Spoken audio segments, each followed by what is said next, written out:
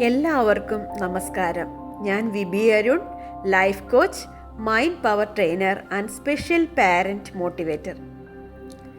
ഇന്ന് ഞാൻ പറയാൻ ഉദ്ദേശിക്കുന്ന ടോപ്പിക് എന്താണെന്ന് വെച്ചാൽ ഐ ക്യാൻ ഡു ഇറ്റ്. എനിക്ക് കഴിയും.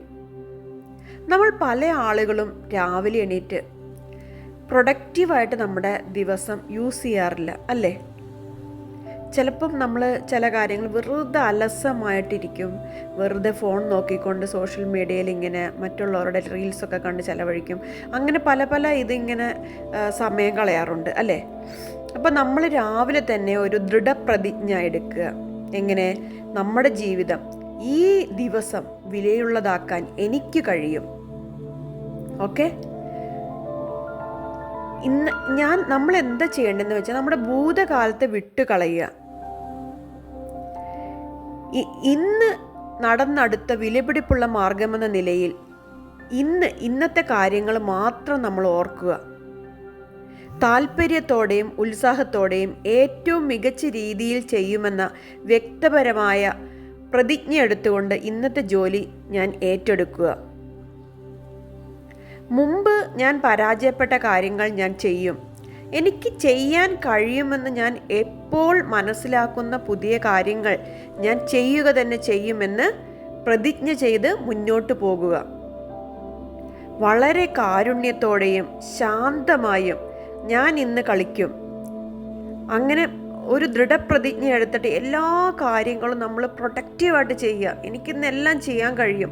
നമ്മൾ എന്ത് കാര്യം, ഇപ്പം നമ്മൾ വീട്ടിലെ ജോലി എടുക്കുന്ന ആളുകളാണെങ്കിൽ ആ കാര്യങ്ങൾ ഇന്ന് ഞാൻ എല്ലാ കാര്യങ്ങളും പെർഫെക്റ്റായിട്ട് ചെയ്യും.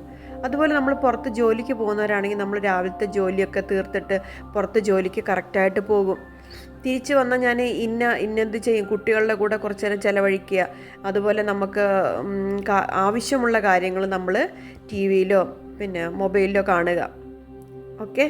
അതുപോലെ നമ്മൾ ഓരോ കാര്യങ്ങൾ ഇത്രയും സമയം നമ്മൾ മെഡിറ്റേഷൻ ചെയ്യുക, അല്ലെങ്കിൽ നമ്മൾ യോഗ ചെയ്യുക, എക്സസൈസ് ചെയ്യുക. അങ്ങനെ നമ്മൾ ഒരു ടു ഡു ലിസ്റ്റ് നമ്മൾ തയ്യാറാക്കണം. അത് തലേദിവസം ചെയ്യുന്നതാണ് ഏറ്റവും നല്ലത്. എന്താണെന്ന് വെച്ചാൽ പിറ്റേ ദിവസം നമുക്ക് ഒരു ദിവസത്തെ ഇപ്പം രാവിലെ 5 മണിക്ക് എണീക്കുക. 5 മണിക്ക് എണീറ്റിട്ട് നമ്മൾ എന്താ ചെയ്യേണ്ടത്? ഒന്നുകിൽ ചില ആളുകൾ കുളിച്ചിട്ട് വിളക്ക് കത്തിച്ച് പ്രാർത്ഥിക്കുന്നവരുണ്ടാവും, ചിലവർ മെഡിറ്റേഷൻ ചെയ്യുന്നവരുണ്ടാവും, ചിലവർ എക്സസൈസ് ചെയ്യുന്നവരുണ്ടാവും. അങ്ങനെ നമുക്ക് ഓരോ ദിവസവും കറക്റ്റായിട്ട് കൊണ്ടുപോകാൻ കഴിയും. ഇപ്പം നമ്മൾ കോപമൊക്കെ വരികയാണെങ്കിൽ, ഇപ്പം നമ്മൾ സംടൈം നമുക്ക് കോപം ഭയങ്കരമായിട്ട് വരും, അല്ലേ? ദേഷ്യം വരും. അപ്പോൾ നമ്മൾ വേഗം അത് പുഞ്ചിരിയാക്കി മാറ്റുക. കോപം വരുമ്പം പുഞ്ചിരിയാക്കി മാറ്റുക. അതൊന്ന് ചെയ്ത് നോക്കുക. എനിക്ക് കഴിയും. നമുക്കത് കഴിയുമെന്ന് തന്നെ വിശ്വസിക്കുക. പിന്നെ ചീത്ത പറയാനായിട്ട് ചില ആളുകൾ നമ്മളിങ്ങനെ എന്തെങ്കിലുമൊക്കെ ഇറിറ്റേറ്റ് ചെയ്യുമ്പോൾ നമുക്ക് ചീത്ത പറയാൻ തോന്നും. അപ്പോൾ നമ്മൾ ക്ഷമ കാണിക്കുക. നമ്മളെ തന്നെ നിയന്ത്രിക്കുക. നമ്മുടെ മൈൻഡ്സിനെ കൺട്രോൾ ചെയ്യുന്നവർക്ക് ഇതൊക്കെ സാധ്യമാവും. എന്താണെന്ന് വെച്ചാൽ ഇപ്പോൾ ഭയങ്കരമായിട്ട് ദേഷ്യം വരുന്നവർ പുഞ്ചിരിക്കാൻ നോക്കുക. അതുപോലെ നന്നായിട്ട് ചീത്ത പറയാൻ വരുമ്പോൾ അതിലൂടെ ക്ഷമയിലൂടെ അത് മാറ്റിയെടുക്കുക. അങ്ങനെയൊക്കെ ചെയ്യുന്നവരുടെ നമുക്ക് മൈൻഡിനെ കൺട്രോൾ ചെയ്യാൻ കഴിയുന്നവരാണ്.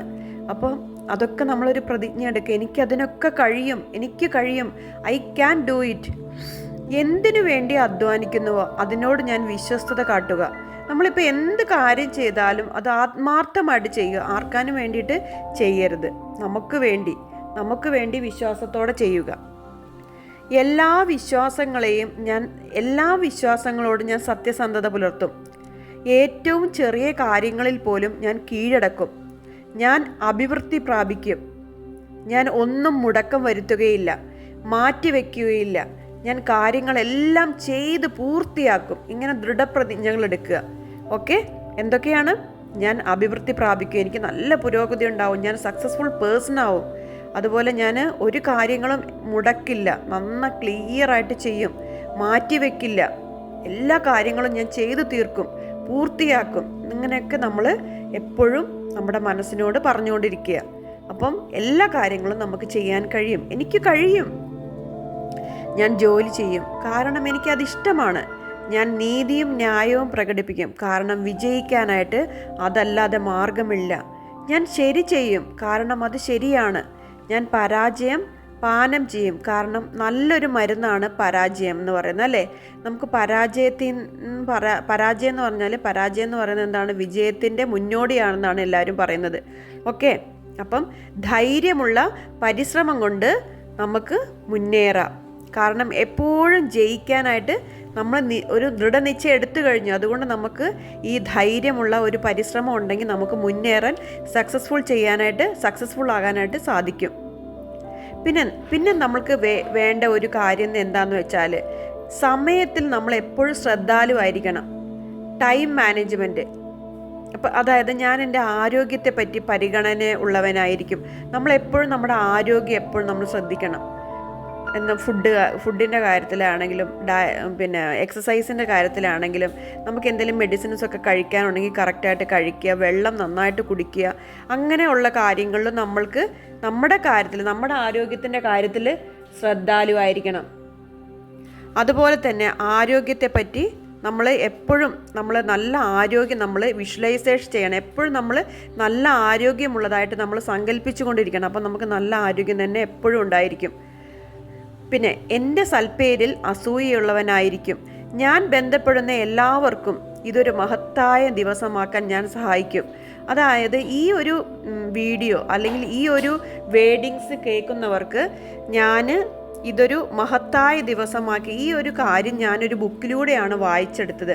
അപ്പോഴേ ഞാൻ വിചാരിച്ചു ഈ കാര്യങ്ങൾ മറ്റുള്ളവർക്കും കൂടെ പറഞ്ഞു കൊടുത്താൽ അവരുടെ ജീവിതവും അവർക്കും അവരുടെ ജീവിതത്തിലെ ഒരു ദിവസം പ്രൊഡക്റ്റീവായിട്ട്, എല്ലാ ദിവസവും പ്രൊഡക്റ്റീവായിട്ട് മാറ്റാൻ കഴിയും.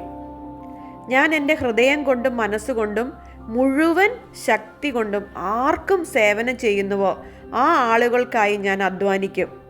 മനസ്സിലായോ? എന്താണെന്ന് വെച്ചാൽ, ഞാൻ എൻ്റെ ഹൃദയം കൊണ്ടും മനസ്സുകൊണ്ടും മുഴുവൻ ശക്തി കൊണ്ടും ഇപ്പം ഞാനെന്ന് വെച്ചാൽ എനിക്ക് എന്ത് അറിവുണ്ടെങ്കിലും അത് ഞാൻ എല്ലാവർക്കും പറഞ്ഞു കൊടുക്കുകയാണ്.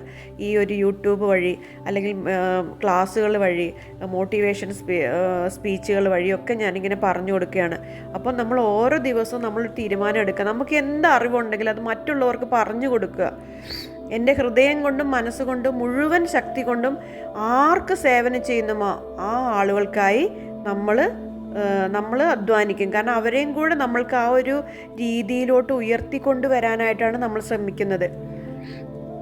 കാരണം ഈ ഒരു ഫീൽഡ് എന്ന് പറഞ്ഞാൽ, ഈ ലൈഫ് കോച്ചിങ് എന്ന് പറഞ്ഞാൽ അതിൻ്റെ ഒരു മഹത്വം, വിജയം എന്നൊക്കെ പറയുന്നത് അത് ഭയങ്കര ഒരു എന്താ പറയുക, മറ്റുള്ളവരുടെ ജീവിതത്തിൽ നമുക്ക് സ്വാധീനം ചെലുത്താൻ കഴിയുന്ന ഒരു കോച്ചിങ് ആണ് ഈ ലൈഫ് കോച്ചിങ്. അപ്പം ഞാനിപ്പോൾ ഇതെല്ലാം മനസ്സിലാക്കുമ്പോൾ എനിക്കിത് മറ്റുള്ളവർക്ക് പറഞ്ഞു കൊടുക്കാനുള്ള ഒരു എന്താ പറയുക, ഒരു ത്വര എൻ്റെ മനസ്സിൽ എപ്പോഴും ഉണ്ട്. എനിക്ക് എന്തൊരു പുതിയ അറിവ് കിട്ടിയാലും ഞാനത് മറ്റുള്ളവർക്ക് ഇങ്ങനെ പറഞ്ഞുകൊണ്ടേയിരിക്കും. ഇപ്പം ഞാൻ ഇന്നൊരു ബുക്ക് വായിച്ചു, ആ ബുക്കിൽ നിന്ന് കിട്ടിയ ഈ ഒരു അറിവ് ഇപ്പം തന്നെ എനിക്ക് നിങ്ങൾക്ക് പറഞ്ഞു തരണം തോന്നി.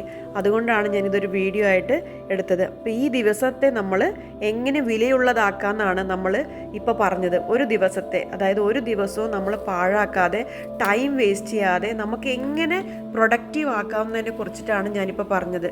നമുക്ക് കഴിയും, എനിക്ക് കഴിയുമെങ്കിൽ നിങ്ങൾക്കും കഴിയും. I can do it. Okay, അപ്പോൾ എല്ലാവരും ഇത് ചെയ്യുമെന്ന് വിശ്വസിക്കുന്നു. നമ്മുടെ ഓരോ ദിവസവും നമ്മൾ പ്രൊഡക്റ്റീവ് ആക്കി മാറ്റുക.